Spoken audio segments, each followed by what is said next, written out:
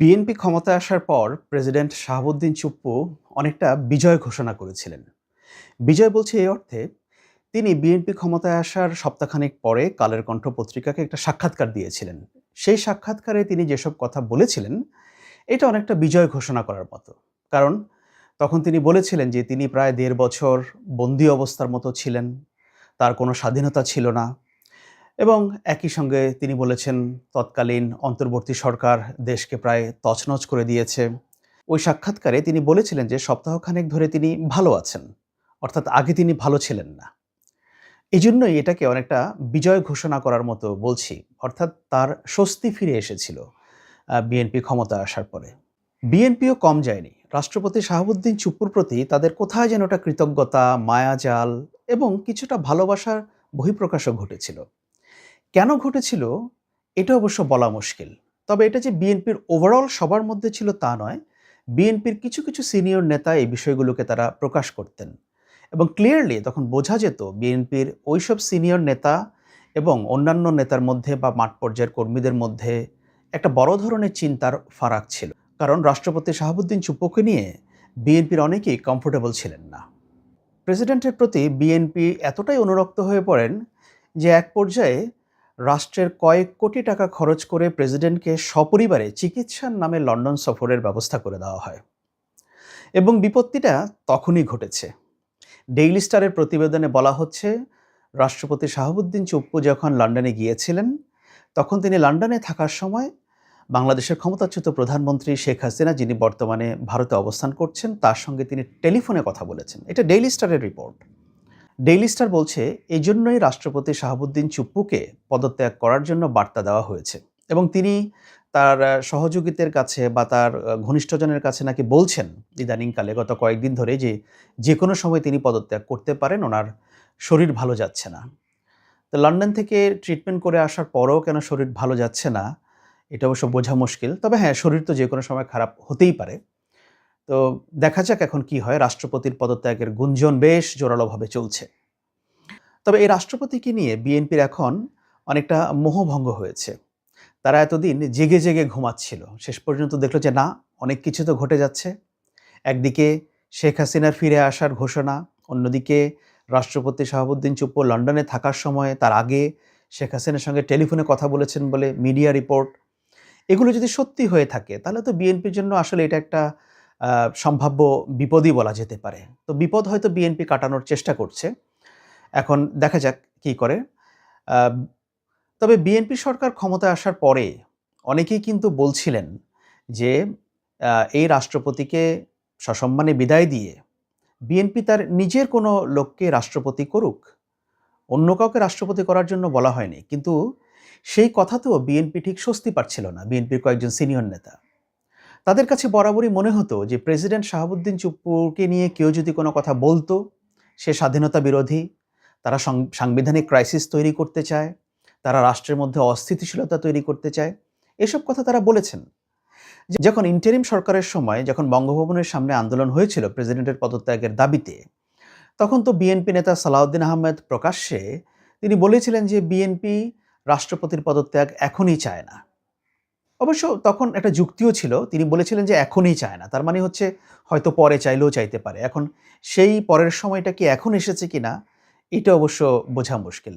এই তো কয়েকদিন আগেই এই তো এপ্রিল মাসে বিএনপির মহাসচিব এবং স্থানীয় সরকার মন্ত্রী মির্জা ফখরুল ইসলাম আলমগীর তিনি পার্লামেন্টে বলেছেন যে রাষ্ট্রপতি একটা প্রতিষ্ঠান। এখানে ব্যক্তি যেই হন না কেন। এবং তিনি একথাও বলেছেন যে বিএনপি তার প্রয়োজনে এই প্রতিষ্ঠানটাকে রক্ষা করেছে। খেয়াল করবেন, তিনি পার্লামেন্টে বলেছেন যে বিএনপি তার প্রয়োজনে। তো এখন হয়তো বিএনপির সেই প্রয়োজনটা ফুরিয়ে গেছে। এজন্য বিএনপিও মনে করছে যে ঠিক আছে, রাষ্ট্রপতির চলে যাওয়াই ভালো, যদি শেষ পর্যন্ত সেটা হয়ে থাকে। এখন এই রাষ্ট্রপতিকে নিয়ে যে কথাবার্তা হচ্ছিল এবং সম্ভাব্য একটা বিপদের কথা এটা বলা হচ্ছিল, এটা কি এমনি, এমনি বলা হচ্ছিল? না, এমনি, এমনি বলা হচ্ছিল না। আপনি যদি পিছন দিকে ফিরে তাকান, আসুন আওয়ামী লীগ যখন ক্ষমতায় আসলো ২০০৮ সালের নির্বাচনে, ২০০৯ সালে এই বর্তমান রাষ্ট্রপতি শাহাবুদ্দিন চুপ্পু তিনি তখন জেলা দায়রা জজ ছিলেন। তাকে দিয়ে একটা বিচার বিভাগীয় তদন্ত কমিশন গঠন করা হয়েছিল ২০০১ সালে সংখ্যালঘুদের উপর নির্যাতনের বিষয় নিয়ে। এবং তিনি সেই রিপোর্টে মোটামুটি বিএনপিকে ইঙ্গিত করে বা বিএনপিকে ক্রিটিসাইজ করে বা বিএনপিকে দোষারোপ করে সে রিপোর্টটা জমা দিয়েছিলেন। আওয়ামী লীগ সেটাই চেয়েছিল। হ্যাঁ, তখন যে সংখ্যালঘুদের উপর নির্যাতন হয়নি, তার কিছু ঘটনা যে ঘটেনি তাও তো নয়। কিন্তু শাহাবুদ্দিন চুপ্পু তখন সেই সময় রিপোর্টটাকে বেশ রোবাস্ট আকারে তিনি দিয়েছিলেন। এরপর ওনাকে তৎকালীন আওয়ামী লীগ সরকার ২০১১ সালে দুর্নীতি দমন কমিশনের অন্যতম কমিশনার হিসেবে নিয়োগ করেন। তিনি যখন কমিশনার ছিলেন তখন দুর্নীতি দমন কমিশনে কিছু ঘটনা ঘটত। হঠাৎ আওয়ামী লীগের কিছু নেতা বা সরকার সংশ্লিষ্ট কিছু লোকজনের বিরুদ্ধে একটা তদন্ত বা অনুসন্ধানের কথা বলা হতো। এটা নিয়ে তো মিডিয়াতে বেশ হৈ হৈ হতো, হ্যাঁ অমুকের বিরুদ্ধে অনুসন্ধান হচ্ছে, তমুকের তদন্ত এই হচ্ছে। প্রকৃতপক্ষে ব্যাপারটা ছিল এরকম, একটা তদন্তের নাম করে শেষ পর্যন্ত সেই তদন্তে বলা হতো ওনার বিরুদ্ধে কিছু পাওয়া যায়নি, তাকে একটা সার্টিফিকেট দেওয়া হতো। এরপর তিনি যখন দুর্নীতি দমন কমিশনের মেয়াদ পূর্ণ করলেন ২০১৭ সালে, ইন্টারেস্টিংলি এসালম গ্রুপ, যাদেরকে অনেকে শেখ হাসিনার অলিগার্ক বলে থাকেন, যারা বন্দুকের নলের মুখে তৎকালীন গোয়েন্দা সংস্থার সহায়তায় বেশ কিছু ব্যাংক দখল করেছিল, ইসলামী ব্যাংক সহ, তখন শাহাবুদ্দিন চুপ্পুকে ইসলামী ব্যাংকের ভাইস প্রেসিডেন্ট করা হয়।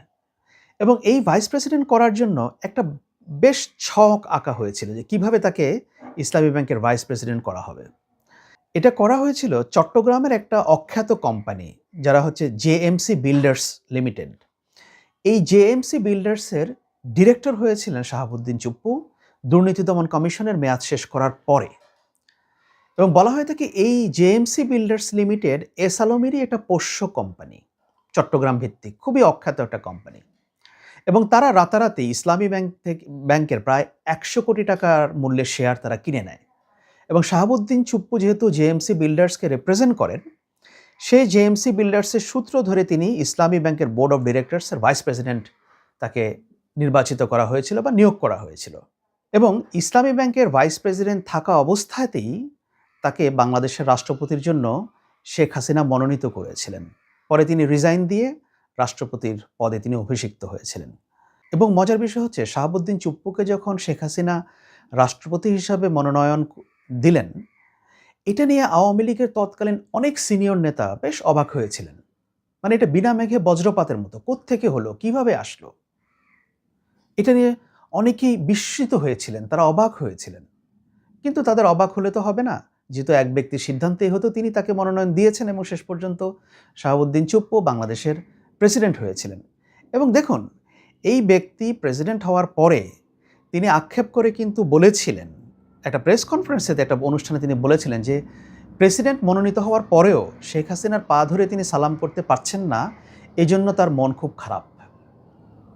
তো এইরকম একজন ব্যক্তি যদি বাংলাদেশের প্রেসিডেন্ট হন, তাহলে আপনি সেখানে শুধুই একটা প্রতিষ্ঠান বলে প্রেসিডেন্ট, এটাকে আপনি টিকিয়ে রাখতে পারবেন বা টিকিয়ে রাখা উচিত? প্রতিষ্ঠানের সঙ্গে কি ব্যক্তি জড়িত নয়? ব্যক্তিই তো প্রতিষ্ঠান গড়ে তোলে। সুতরাং আমরা প্রতিষ্ঠানকে প্রোটেক্ট করেছি, এখানে ব্যক্তি মুখ্য বিষয় না। এই কথাগুলো তো অবান্তর, বাংলাদেশের প্রেক্ষাপটে এগুলো অবান্তর। বাংলাদেশের এখনকার বাস্তবতায় এখনো পর্যন্ত ব্যক্তি যা, প্রতিষ্ঠানতা, প্রতিষ্ঠানই ব্যক্তি প্রতিষ্ঠানকে পরিচালিত করছেন। সুতরাং প্রতিষ্ঠানকে আলাদা হিসেবে দেখার কোনো কারণ নেই।